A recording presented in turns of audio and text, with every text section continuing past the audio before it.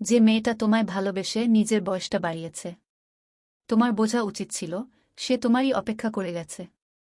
যে মেয়েটা তোমার থেকে গিফট নিতে দ্বিধায় পড়ে যেত, তোমার বোঝা উচিত ছিল সে সংসার করার আগেই তার হিসেব করতে শিখে গেছে।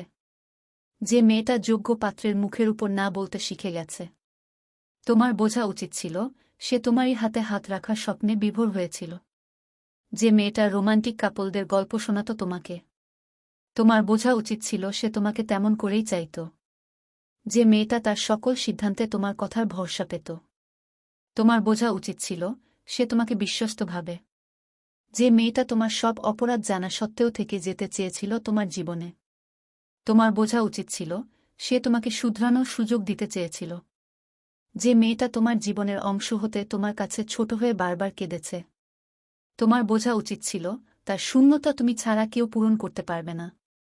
তুমি মিথ্যে বলছ এটা জেনেও যে মেয়েটা তোমায় বুঝতে দেয়নি, তোমার বোঝা উচিত ছিল সে তোমায় লজ্জায় ফেলতে চায়নি।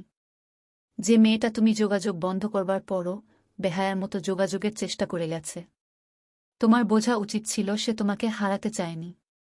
যে মেয়েটা তোমার অবহেলাকে ব্যস্ততা ভেবে শাসন করবার প্রয়োজনই মনে করেনি, বোঝা উচিত ছিল তোমার সে তোমাকে পরাধীনতায় বাঁধতে চায়নি।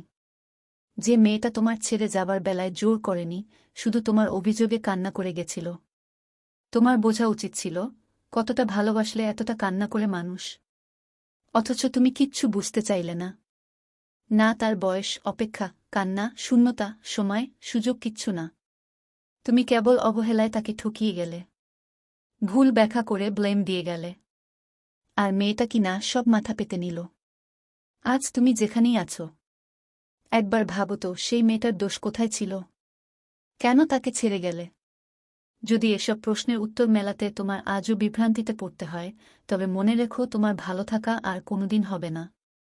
আর যদি তাকে অবসরে, ব্যস্ততায়, প্রয়োজনে কোথাও মনেই না পড়ে তোমার, তবে ভালো থাকার অভিনয় করে যাও।